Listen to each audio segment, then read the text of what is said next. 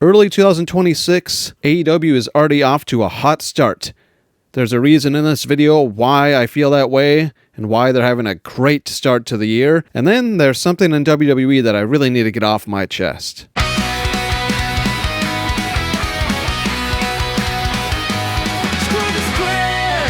Welcome back, everybody, to Screw the Script. I'm your host, as always, Maverick here. Let's get right into it. AEW just continues to keep winning early in 2026, as HBOMAX is now live direct-to-consumer in 8 new countries. 8. Italy, Germany, Austria, Switzerland, Luxembourg, and Liechtenstein, if I'm pronouncing that right. Israel and Greece, now available in over 100 countries, with the UK and Ireland launching at the end of March. New countries, new eyes, new people liking the product, more money in AEW's pocket, more money to spend on contracts, wrestlers, stage designs, you name it. All for reasonably priced tickets, unlike what you see in WWE. This is a huge win. Yet again for AEW, they had a superb 2025. They nearly swept the Sports Illustrated Awards for 2025, and now I think they're already having the much better year to start only 14 days into 2026. I mean, the tail off of that, look it up here. AEW pay-per-view ticket sales are off to a strong start in 2026. Revolution, just over 8,000 tickets sold already. Dynasty, almost 5,500 tickets sold, and that isn't until mid-April. We're still well away from Dynasty. Yeah, considering it has over 5,000 tickets, that's huge for AEW. Remember, they're only about to be 7 years old. Having 8,000 tickets for Revolution in LA, and then Vancouver, the Rogers Arena for Dynasty is already well over 5,000. This is brilliant. I am glad to see AEW ticket sales start to slowly climb. And you know what? Whether we want to admit it or not, it's kind of, a tough pill to swallow, but WWE is to thank for that. Thank you! They're continuing to out the middle and lower classes with their insane ticket prices that are erroneous for their wrestling and their promos that they give you. Erroneous! Erroneous! While the company that destroyed WWE in 2025, AEW, is giving you reasonably priced tickets at more fun, unique, intimate venues for their weekly shows, but they're still going to bigger venues for their pay-per-views.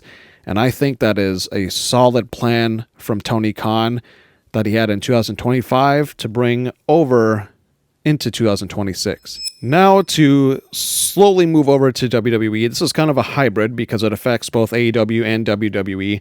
Earlier this week was Penta's 1 year anniversary of jumping over to WWE and debuting on Raw. As you can see up here is a photo of him with Triple H. Penta, when he debuted on Raw, I was actually kind of shocked. I was like, you know what? They gave this guy a full new package, great entrance, and then the bell rang for his first match. And right from there, I knew right away, here we fucking go. WWE, yet again, just completely watering down yet another luchador.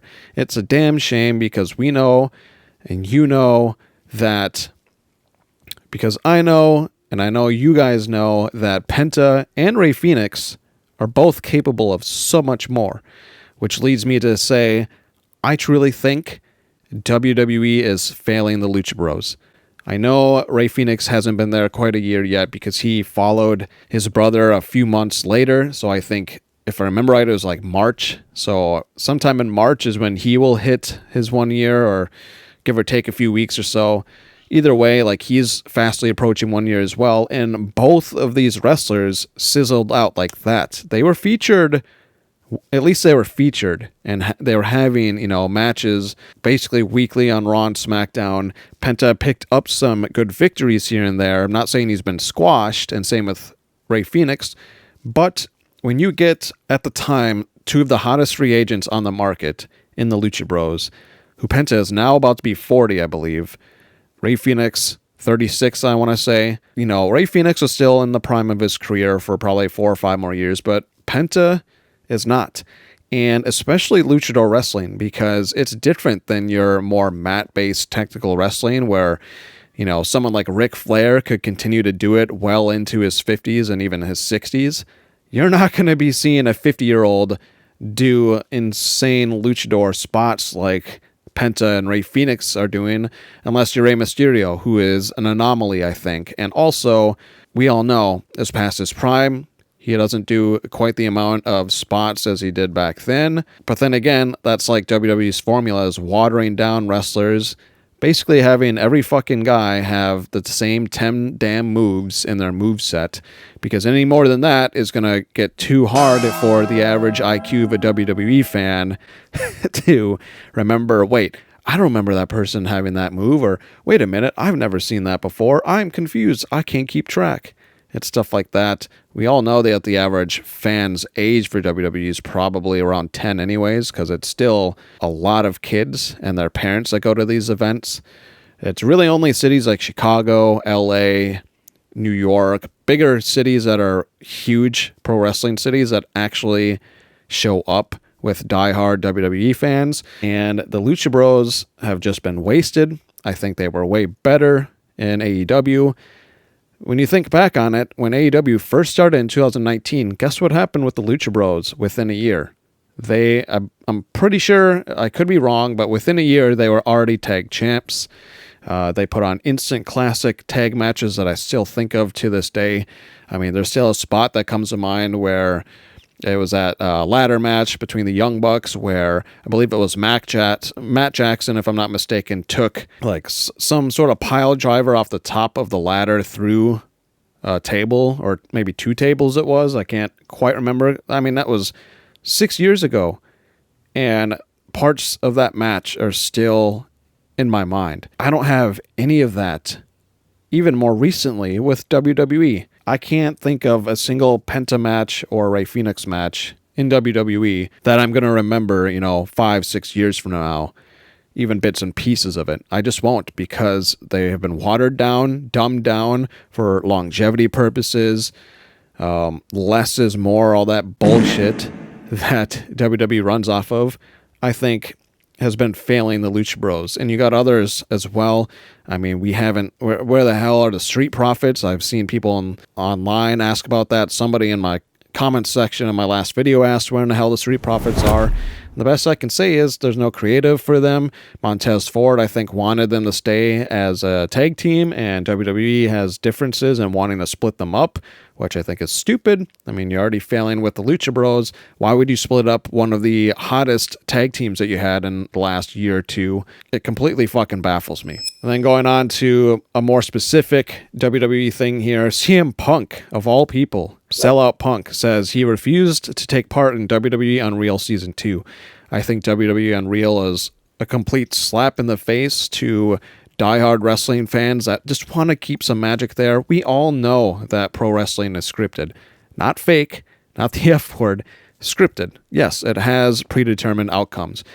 But the little kid in me still wants to have that mystery, wants to have that magic to these matches, to these feuds, to these pay-per-views, these weekly episodes. And Unreal is completely unraveling all of that. I really don't like it. And dare I say, I agree with CM Punk.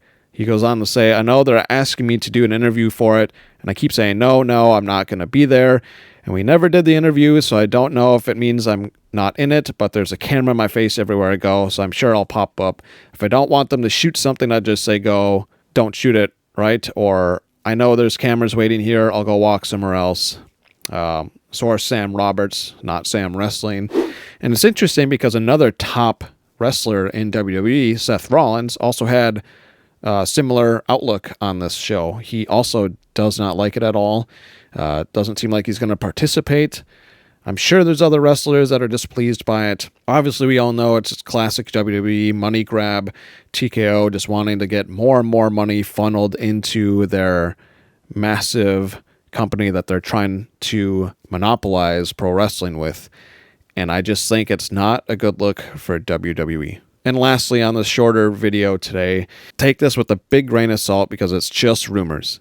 I'm not confirming anything here. I just want to, be clear before I pop this up on the screen. But breaking news, there have been several online rumors that Karrion Kross could return to WWE at the Royal Rumble. We want Kross? ? They said that on my last video or 2 videos ago, WWE claims that they're pulling out all the stops, that they're going to make this Royal Rumble must-see TV, and, promising all these things. Are they empty promises, or are they actually going to put a great product and a great show for us out? Are they going to get Karrion Kross? Are we going to see Chris Jericho? Are all these things, all these promises actually going to come to fruition, or are they going to just crumble like pretty much every PLE did in 2025 for WWE, besides like 2? Every other show in 2025 for WWE stunk ass. We'll see later at the end of this month if this does actually happen, if Karrion Kross does indeed go back.